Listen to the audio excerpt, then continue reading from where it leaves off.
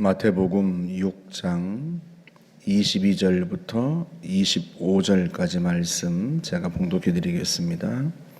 눈은 몸의 등불이니 그러므로 네 눈이 성하면 온 몸이 밝을 것이요 눈이 나쁘면 온 몸이 어두울 것이니 그러므로 네게 있는 빛이 어두우면 그 어둠이 얼마나 더하겠느냐.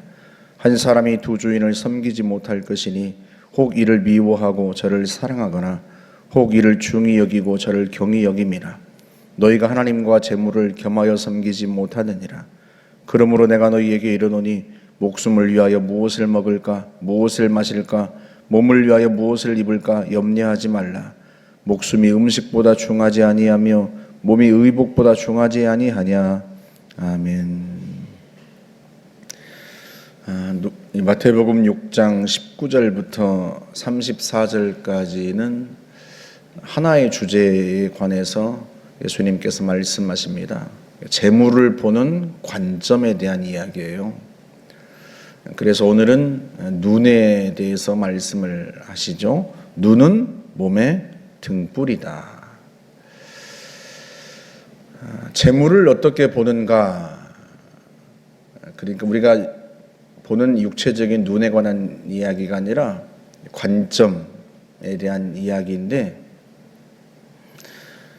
어제 그 말씀에서 보물을 하늘에 쌓아두라, 땅에 쌓아두지 말라, 이렇게 주님이 말씀을 하시잖아요.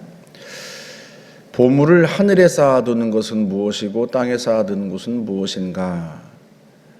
누가복음 12장 33절에서는 좀 더 구체적으로 말씀하셨어요.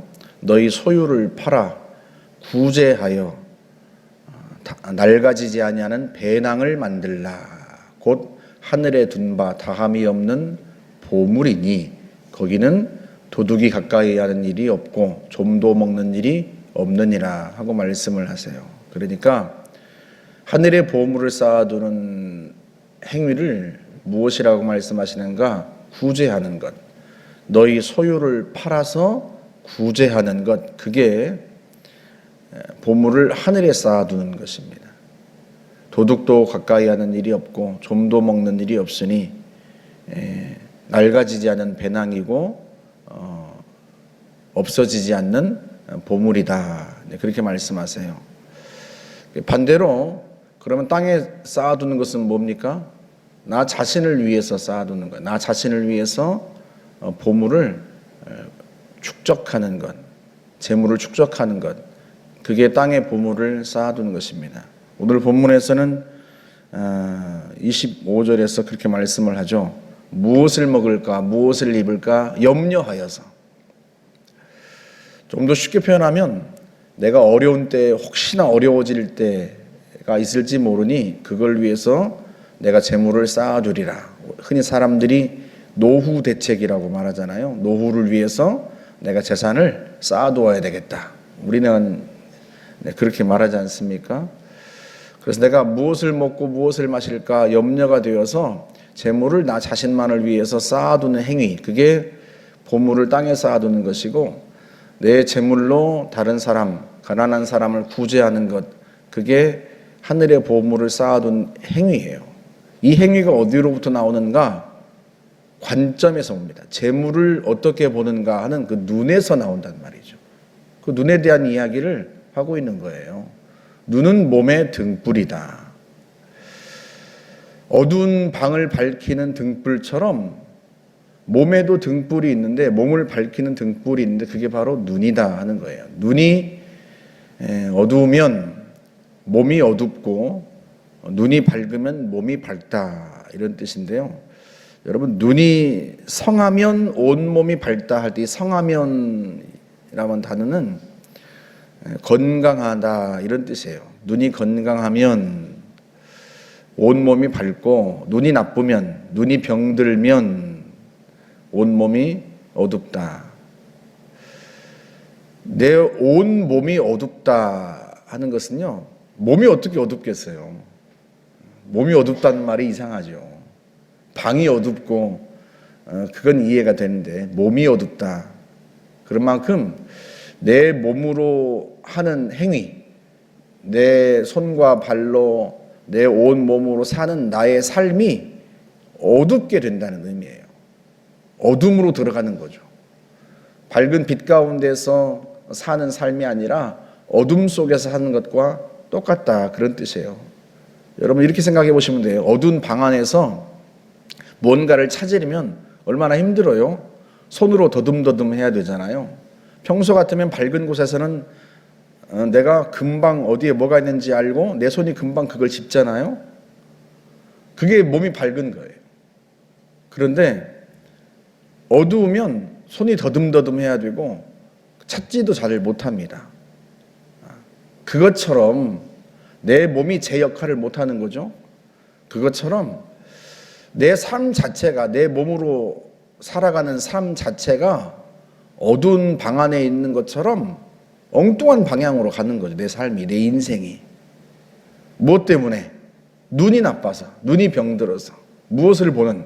재물에 대한 관점, 재물을 어떻게 보는가 하는 그 눈이 병들어서 내 몸으로 살아가는 삶이 마치 어두운 방 안을 헤매는 것과 같은, 예수님이 지금 그 얘기를 하시는 거예요. 심지어 뭐라고까지 말씀하시는가 하면 하나님과 재물을 겸하여 섬길 수 없다, 이렇게 말씀을 합니다. 두 주인을 섬길 수 없다. 그러니까 재물을 나 자신을 위해서 쌓아두는 행위는 결국 재물을 의지하는 거예요. 재물을 나의 신으로 섬기는 거죠. 재물이 나를 구원하고 재물이 나를 살릴 것이라고 믿는 믿음 때문에 재물을 나를 위해 쌓아두는 거죠. 그런데 하나님을 섬기면 그렇게 하지 않습니다. 하나님을 섬기면 하나님께서 나를 책임져 주신단 말이죠. 내일 말씀을 다시 구체적으로 하겠습니다만 무엇을 먹을까 무엇을 마실까 염려할 필요가 없어요. 왜? 하나님께서 나를 책임지실 테니까. 대신 내게 있는 재물로 뭘 합니까? 하나님의 명령대로 가난한 자를 구제하죠. 구약 성경에는요, 가난한 사람을 구제하는 일에 대하여 굉장히 많이 말씀하세요. 시편 68편에서는 하나님은 어떤 분이세요? 고아의 아버지이시고 과부의 재판장이십니다. 가장 가난한 사람의 대명사였던 고아와 과부의 아버지이고 돌보시는 분이세요. 그래서 구약의 율법 가운데서는 가난한 사람을 구제하는 것에 대한 이야기를 굉장히 많이 하세요. 가난한 자에게 구워주는 것은 하나님께 구워주는 것이다, 그렇게 말씀도 하고요. 그래서 하나님께서 우리에게 재물을 주시는 목적은 무엇인가? 나 자신을 위해서 쌓아두라고 주는 게 아니라 가난한 사람들을 구제하고 돌보고 섬기라고 주시는 것이다. 그게 주님께서 하시는 말씀이에요. 그래서 재물에 대한 관점이 어떤가에 따라서 내 인생이, 내 몸으로 살아가는 인생이 밝은 곳에서 살아가는 것일 수도 있고 어두운 방 안을 더듬는 삶일 수도 있다. 더 나아가서 그것이 재물을 섬기는 것인지 하나님을 섬기는 것인지 나의 신앙에 관한 것일 수도 있다 하는 것이 주님의 말씀입니다. 그래서요, 우리가 하나님이 우리에게 주신 재정을 가지고 항상 가난한 사람을 돕는 일에 우리가 힘써야 합니다. 저도 우리 아이들에게 그렇게 이야기를 해요. 11조는 하나님께 드리지만 100분의 1조도 드려라. 100분의 1조는 뭔가? 가난한 사람을 섬기는 것, 돕는 것. 그게 100분의 1조예요. 그래서 우리 딸아이가 얼마 전에 유니세프를 통해서 한 구좌를 이렇게 아이들에게 매월 후원하는 걸 이제 결심했더라고요. 자기가 뭐 대단한 돈을 버는 것도 아닌데 그래도 어쨌든 돈을 벌고 있으니까 그 중에 일부를 가난한 사람들을 위해서 쓰겠다 생각하고 그렇게 해서 매월 이제 아이 한 명을 이제 후원하는 거죠. 지금도요, 이 대한민국에서도 우리가 잘 산다고 말하지만 어려운 가정들이 굉장히 많아요. 그래서 우리가 작은 돈이지만 뭐 큰 돈이 아니잖아요. 한 달에 뭐 2, 3만 원, 그게 무슨 큰 돈이겠습니까? 그런데요, 그 작은 돈이 필요한 사람들이 있어요. 정기적으로 후원하고, 항상 우리의 마음이 나 자신의 만족에 가 있는 게 아니라 가난하고 어려운 사람들을 어떻게 하면 내가 도울 수 있을까? 큰 게 아니라 작은 것이라도, 조그마한 것이라도 그렇게 힘쓰려고 하는 자세가 있어야 됩니다. 그걸 주님이 말씀하시는 거죠. 재물을 어떻게 보는가 하는 재물에 대한 관점, 눈. 그래서 눈이 밝아서 환한 곳에서 사는 것처럼 그렇게 살아라 하고 주님이 말씀하시는데, 우리가 그렇게, 저와 여러분들이 환한 등불이 켜져 있는 그런 밝은 곳에서 살아가는 그런 삶을 사시기를 주의 이름으로 축복합니다. 함께 기도하겠습니다. 하나님 아버지, 은혜를 감사합니다.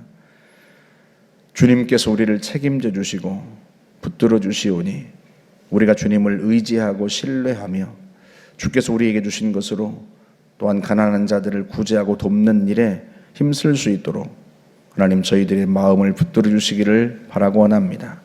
무엇을 먹을까 무엇을 마실까 염려하여 재물을 땅에 쌓아두는 삶이 아니라 하나님을 신뢰하고 주님이 나에게 주신 재물로 선한 일들을 감당하는 주의 백성 되게 하옵소서. 예수님의 이름으로 기도하옵나이다. 아멘.